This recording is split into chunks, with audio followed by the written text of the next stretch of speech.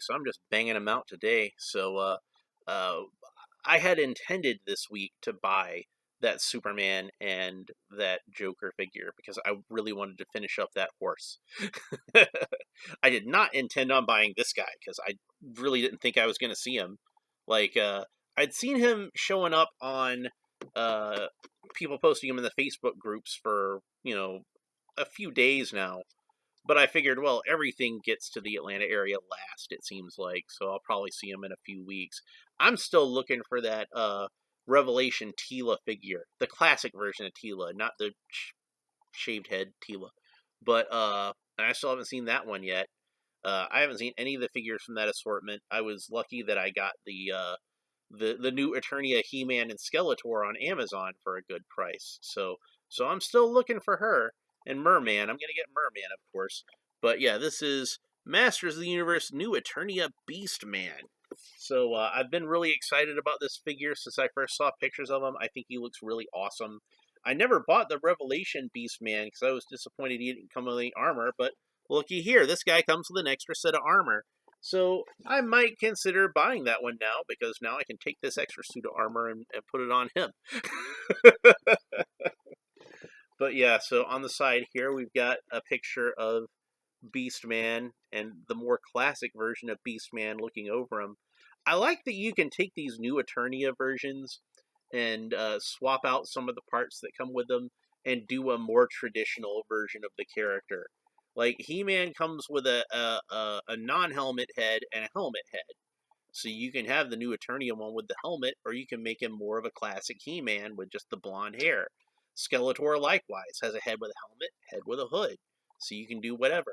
He's got like an extra piece of armor you can put over his shoulders. But if you just want to have the armor that's underneath, it's the classic Skeletor armor. Well, Beastman comes with some new armor, some new fur. The classic Beastman armor that also is fur. He comes with, he doesn't have an extra head, but he has a helmet that is removable. Also, take note, this is, I don't know if I've had this on any figures before, but this is the first time I've noticed it.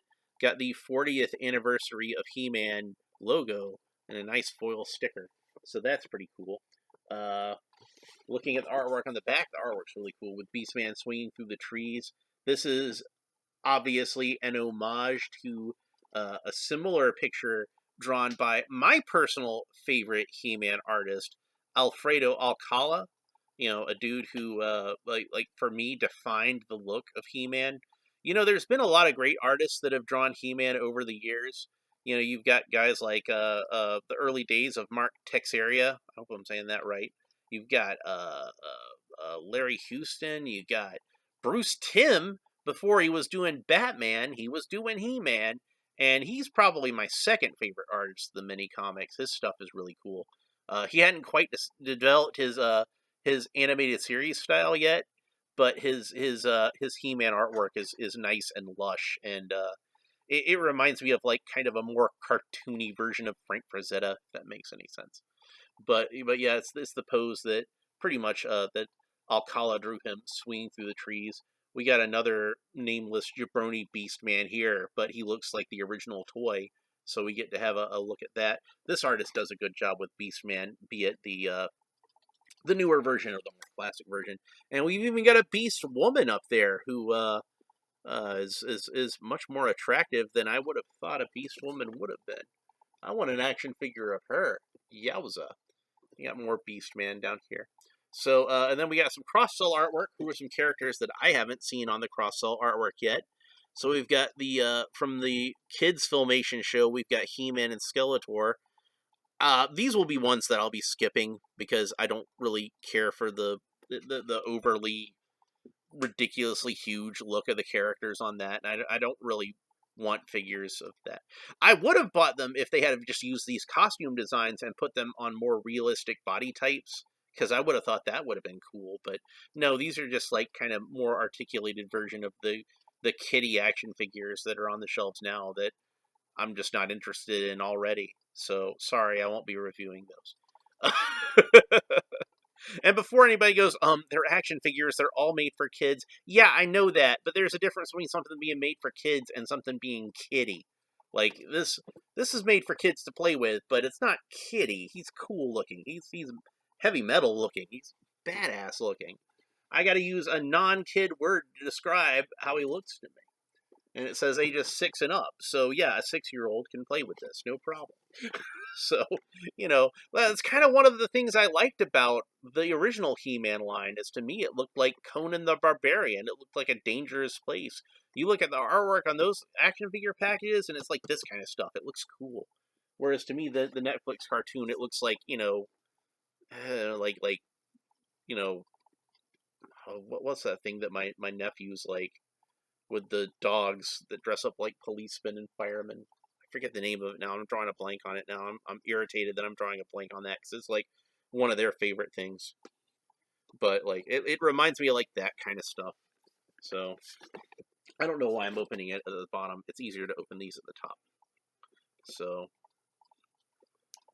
and I also haven't read the bio on the back. So after I cut the tape, I'm going to do that instead of opening it, because this is an interesting bio. I've already read it, but I'll read it to you guys. Beastman, tribal leader. Note it does not say savage henchman, which is how they usually describe Beastman. We're going to get into that. Shaman of the 7 savage tribes that dwell within the majestic jungles of Eternia, Beastman defeated the mighty bear demon and earned the right to lead his people. Then, they mysteriously disappeared. Now he searches the corners of the planet for his tribe. Nothing can stop him from reuniting them under his care. Not the barbaric He-Man, not even the evil Skeletor. So apparently he's not the henchman of Skeletor in the world of New Eternia. But he might be like a neutral, not neutral, but a mutual foe of both He-Man and Skeletor. So that's interesting. The rest of the cross-sell artwork. I got too busy talking about that Netflix He-Man show. Zodak I will definitely buy, because Zodak looks awesome, and he's one of my favorite characters. And they did a great job with this Zodak. Catra I will definitely buy, because she's my favorite kind of Masterverse figure, which is one that I don't have a classics version of her. So I definitely need to have Catra. And in fact, I might buy 2 Catras so that I can repaint one so it looks more like the original toy. I'd seen where there was some artwork on some of the merchandising somewhere where they had a Catra figure, not figure, but a design of Catra that was kind of unique, and it was basically the Filmation design but painted like the toy. So she had like the horde symbol on the front, but it was silver, like how the silver was on the front of her armor on the original figure. And it was an all pink outfit with a black skirt. All right, so here's this extra Beastman armor. This is the more classic looking Beastman armor. We can see it's got the spikes and everything. This is a new sculpt. This is not just a reuse of the classics version or the origins version. He's got the wheel amulet on the front because he's a big fan of Conan the Barbarian, and the spikes and the fur, and it's some pretty cool looking armor. I always liked that armor on Beastman because I felt like that was a pretty original design. Next, we have this spiked club. Let me see if I can get that out of here. It's embedded in there pretty tightly, and it's kind of a pliable plastic because it was starting to bend even before I was able to get it out of the package. It was, the club had more give than the actual weapon. But it's a pretty cool looking weapon. This will be a cool secondary weapon for Beastman. But we all know that the definitive classic Beastman weapon that you can't do without, it's got to be that whip, man. He's got to have the whip so that he can control the animals. And this is clearly inspired by the original whip because it has the handguard on there, which is a legacy from it being a Big Jim toy, where the Big Jim figures had these sort of open hands, and all the accessories had to kind of clip onto the hands like that. So they reused it from Big Jim on Beastman, and that's why the original Beastman has that handguard on his whip. But of course, a lot of kids wound up just having him hold the whip by the handguard because it actually fit into the gripping hand better. Me, I slid the handguard over the open hand And so Beastman was a lefty, and he just had that big cone in the middle there. And I like to pretend like that cone was also like a horn that was built into the whip, so he could call his beasts. But but yeah, this is very clearly inspired by that, with having the handguard on there. But at the same time, they went in a completely different direction. You can see it's all metallic, and the end of it here has like a kind of an animal head to it. It's pretty cool looking. I like it. I could also see this being a weapon that could be used as a small club or cudgel, and he could bop people upside the head with it. So the cord is nice and thick. This is gonna look cool once I get him holding it. And then we've got 2 extra hands, which are immediately going to go on because they're both gripping hands, and I can have him hold both of these weapons. So that's cool. But yeah, so there's the gripping hand for the left and the gripping hand for the right. Set those aside for now. And it's rubber band cutting time. As we're going to go in here and cut these rubber bands. Now, as far as parts that I don't know are going to come off, they might not. We're going to figure that out. These shin guards are very much not something the original Beastman had. But I'm excited to have them because they remind me of the 2000X version of Beastman. So maybe at some point, Mattel, you can give us a 2000X Beastman? Huh? How about that? And he is tall, very tall. I had seen where there were some pictures online that said this figure was going to be 9 inches tall, which is huge. I don't know if it's quite 9 inches tall, but it's pretty tall. Let's compare real quick. I should have over here somewhere. I believe I still have.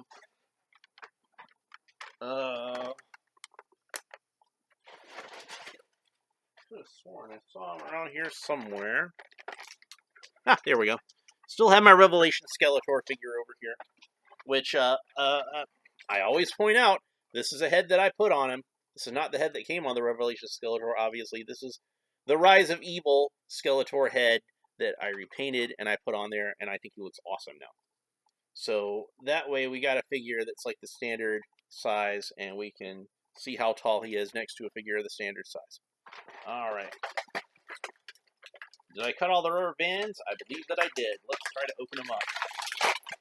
Oh, he came right out of that package. You should have seen it. It was beautiful. But it's just too big for me to pull him out of the package with, and keep him on the camera. Sorry.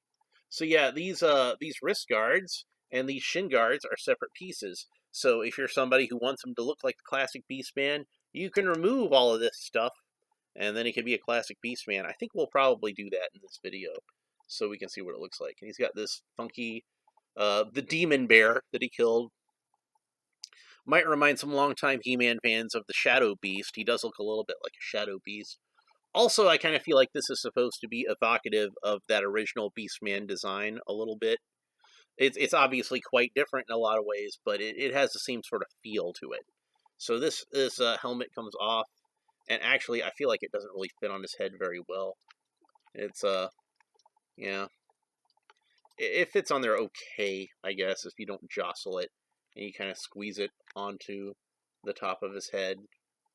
But it doesn't fit on there as tightly as one might like, I think. So we're going to pull that aside for now, because I don't need him to have that head. I like seeing the classic Beastman head. And they did a really good job with that, with the colors and everything, and the sculpt is really good. But I don't really like the way they painted in his eyeballs, because it looks kind of like dull surprise. Like he's just going, huh? He looks a little doofy. So I'm probably gonna repaint the eyeballs. It's funny that he's got a big skull on his chest for a guy who owes no allegiance to Skeletor. Maybe that's gonna change throughout the course of the storyline. Who knows? This armor is really cool looking. I like the big spikes to it. This is armor that, like, it definitely has the same sort of feel to it of the classic armor. If it didn't come with this classic armor, I wouldn't complain, because to me this looks enough like the classic armor. I would be happy with it. And it's cool to see the fur is actual fur instead of like the sculpted fur like we got. It's nice to see. And if you don't like it, you can put this on him. So, you know, not a big deal one way or the other. But I'm going to keep this furry armor on him because I think it's really cool looking. So that's going to be my Beastman. Let's have a look at him next to Skeletor, and you can see that, like, if I put him next to Skeletor, he does indeed tower over the Lord of Destruction by like almost like a half an inch. So he's pretty tall. He's a massive beast man. I don't think this is quite 9 inches, like I said, because this is a 7-inch figure, and he's barely maybe like half an inch taller. So this is an 8-inch figure tops. But there might have been something lost in translation on that picture. I don't know. So this armor does come off. Let's go ahead and take it off. And it looks like it only opens there at the one side on the back. So I might need to pop his head off to get it off a little easier. And that came off rather easily. And it might not be a bad idea to pull the armor off of his shoulder and his forearm, but I'm going to see if I can get it off without doing that. Because otherwise I'm going to have to go through the trouble of putting it back on. Alright, so there's the armor. It's come off. And it does look like the armor is indeed permanently attached to the fur on the other side of it. So this is all one piece. So if you were thinking it might be cool to leave the fur on him without the armor, well, you're going to have to, like, take it apart somehow. Maybe cut it off. I don't know. But that's the armor off of the figure. And let's, just for fun, we're going to put the classic Beastman armor on him and see what it looks like with that. Okay. So there we go. If you're somebody who was not fortunate enough to get the Classics Beastman figure as I was, and you don't want to pay what I'm sure is, like, I haven't checked in a while, but I'm sure it's only gone up in value since then.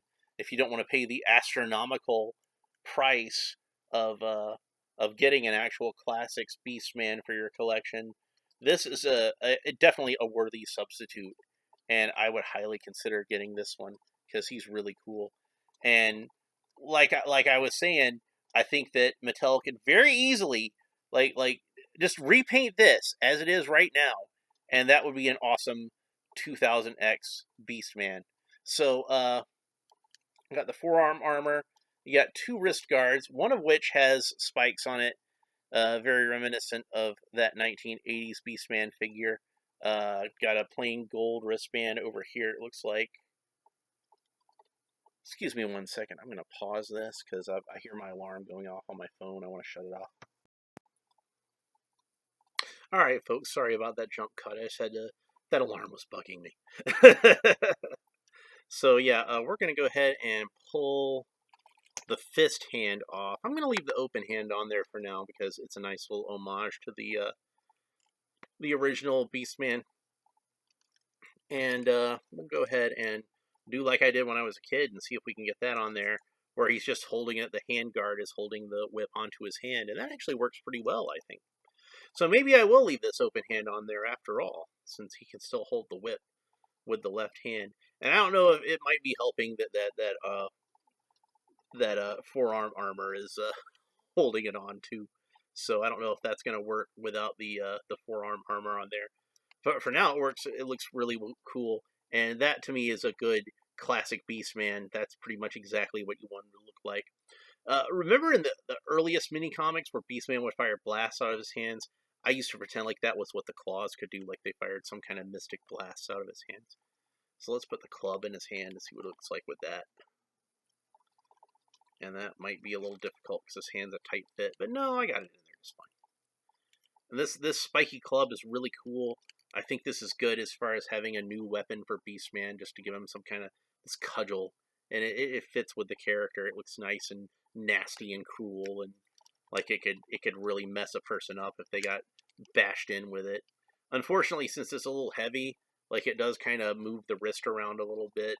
So hopefully you can get it like I did, get it into some kind of pose where like he can hold it, but you can see how like it moves the wrist around a little bit because it's so heavy. But yeah, that's a cool looking beast, man. I really like this figure. I'm really happy with him. He was definitely worth tracking down. So I'm gonna go ahead and take the classic style Beastman armor off of him, and I'm gonna put that new Beastman armor back onto him because I just think that's so neat. I like that with the actual fur. I say actual fur, but it's faux fur. You know, it's not like actually from an animal. But as far as like Beastman goes, yeah, that's actual fur from that demon bear they were talking about. So he does have, I noticed that there's a little loop at the back of his armor, and I'm guessing that that is there so that he can hold one of his accessories back there. And I'm thinking the whip, the handle itself is too thick to fit on there, but you can fit the handguard on there, and then I would kind of wrap the coil of the whip around like that. So that's a good way for him to store that whip. If you just want to have him holding the club, we can certainly do that. It's nice to finally have some weapon storage on Beastman, because I don't think any Beastman figure has ever had weapon storage on him. So that's a first. And also, let's see if we can fit this in here. I was hoping maybe it might be wide enough to fit the club in there, but it's not. But you can have him hold the club and keep the whip in storage, or have him hold both weapons. But honestly, I kind of feel like the whip is the more important Beastman accessory. So, I would rather have storage for the whip than storage for the club if I could only pick one. It would have been nice to have both, but we can't have everything in life, can we? So let's go ahead and I'm going to put the whip back in his hand because I think that looks cool that way. And I'm not going to bother with swapping out the other hand after all, since I can have him hold both. But you might feel differently. You might want to have him actually gripping the whip. Or you might just want to have him hold the whip in the right hand and not even bother with this club. You might be one that wants to have that classic Beastman armor on him. But like I said, I think I'm going to wind up picking up that Revelation Beastman figure after all and putting that armor onto him. I think that would be a really cool figure. But I'm pretty happy with this Beastman figure. I think he's pretty awesome. This is a great reinterpretation of a classic He-Man character, what I consider to be one of the most important He-Man characters. Like, he's probably the most important villain other than Skeletor himself. Like originally at one point they were planning on having Beastman be the main villain, but I guess they figured the guy with the skull face is probably scarier, so we should probably use him instead. But yeah, at one point it was going to be Beastman that was going to be the main bad guy, and I guess like Skeletor would have been like his court wizard or something like that. I don't know how that works, but yeah, this is an awesome figure. It's definitely worth picking up. It is a deluxe figure, so it's a bit more expensive than the standard single carded figures, but I'm going to tell you it's worth it. Like, remember how when I did the Faker review and I said, I'm not sure if this is really worth being a deluxe figure. I think this could have been a regular release, a regular standard figure. They could have just cut their losses and, had this figure be the same price. And I think it would have sold better.